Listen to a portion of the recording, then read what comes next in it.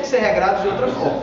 Eu tenho... eminentemente civil, não é familiar. Pois é, eu tenho realmente algumas dificuldades para aplicar a lei do ponto de vista patrimonial. Eu quero deixar isso muito claro. O professor Elisébio está também aqui já, a gente conversava sobre esse assunto aqui agora.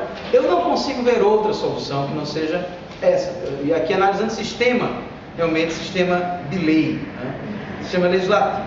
Bom, essa é uma das questões. A outra aqui que eu também selecionei, está no item 5.1.4, diz respeito à questão do pacto nupcial e o contrato de convivência. A ideia aqui que eu gostaria de trazer é exatamente esse ponto que a gente acabou de comentar, que se eu fizer uma escritura declaratória de poliamor ou de poliafeto, na verdade eu estou apenas, talvez, pré-constituindo uma prova boa para essa discussão no futuro. É uma declaração, afinal de contas a declaração vale, né? Mas não me parece que possa surtir efeito do ponto de vista de regimes de bens no âmbito do direito de família. Esse aqui é o ponto que eu gostaria de deixar claro aqui, diferentemente do que acontece no pacto nupcial ou no contrato de convivência, considerando a união estável e o casamento, em sentido comparativo aqui dessa possibilidade de vários arranjos familiares que nós temos. Muito bem, eu vou seguir mais um pouquinho, ainda continuando nessas relações inter-vivos, para agora tratarmos sobre um assunto que existe no Código Civil Brasileiro, que diz respeito à doação do cônjuge adúltero. É assim mesmo que o Código Civil se refere, a doação do cônjuge adúltero ao seu cúmplice, né? Este assunto está tratado, para quem tiver interesse depois de analisar o Código Civil Brasileiro, no artigo 550 do Código. Eu vou pedir permissão apenas para ler, para que todo mundo possa se ambientar um pouco na problemática que eu gostaria de levantar, embora me pareça que não haja muita dúvida no que eu vou dizer. Esse projeto é nas sucessões também com testamento. Com testamento, é verdade. Tem projeção lá na sucessão testamentária, é verdade. E o artigo 550 do Código Civil Brasileiro assim diz: a doação do cônjuge adúltero ao seu cúmplice. Portanto, quando nós estamos tratando de uniões paralelas, isso tem uma importância muito grande.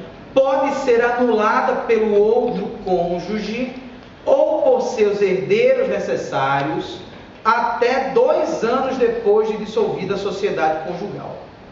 Essa última parte do artigo, inclusive, tem muito a ver com a palestra da professora Cláudia Steinonde, porque na hipótese de se ter a separação no Brasil, nós teríamos sim a sociedade conjugal dissolvida pela separação, mas na hipótese de nós não termos mais, essa interpretação aqui deve ser levada adiante a partir da extinção do casamento pelo fato da separação, portanto, a separação de fato. Mas o ponto não é esse. O ponto é, quando o Código Civil diz a doação do cônjuge adúltero ao seu cúmplice pode ser anulada, ele não fala do convivente, ele não fala do companheiro.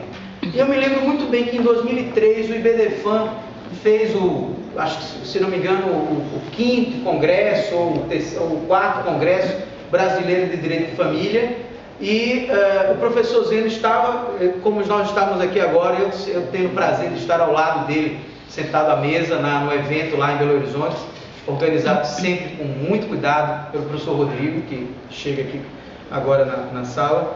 E o professor Zeno dizia o seguinte, naquela ocasião, Zeno, até hoje seria bom você dizer se mudou ou não o aspecto, mas o professor Zeno dizia o seguinte: onde se lê cônjuge no Código Civil, leia-se companheiro. E se nós estamos fazendo essa análise, me parece que também é possível que a pessoa que esteja vivendo em união estável e tenha uma outra união paralela, possa também pedir a nulidade com base no artigo 550 do Código Civil, né? E aqui eu estou caminhando para dizer que eu prefiro ver entre união estável e casamento uma aproximação do que uma distensão, como aliás nós estamos passando por esse momento também na doutrina brasileira. A doutrina brasileira anda discutindo isso com muito mais didática nesses últimos anos, né? Embora seja um assunto antigo, não é um assunto novo. Bom, outra questão interessante diz respeito ao regime de separação obrigatória para os maiores de 70 anos, né?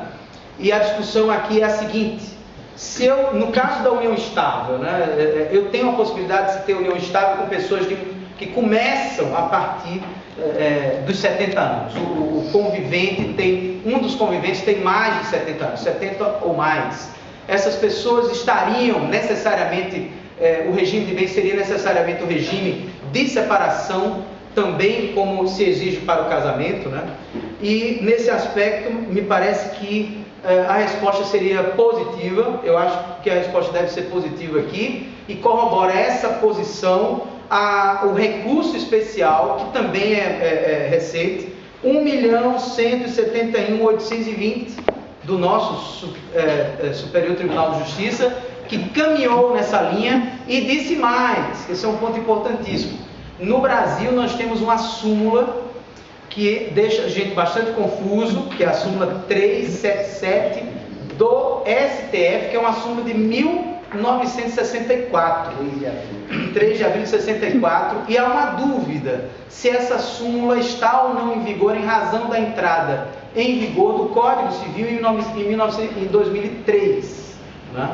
E neste recurso especial ficou muito claro que a posição do STJ, aliás, assim referida várias vezes durante o julgado, que está em vigor a súmula 377, o que implica dizer que essa súmula ela aproxima muito o regime de separação obrigatória do regime de comunhão parcial, para que todo mundo possa entender bem. É como se, ela praticamente diz que os bens adquiridos na constância do casamento, que foi celebrado pelo regime de separação obrigatória, esses bens são tidos como bens comuns, né? E assim o faz para que haja uma partilha dos bens nos casamentos, que assim sejam feitos desde que os bens tenham sido adquiridos na constância do casamento, né?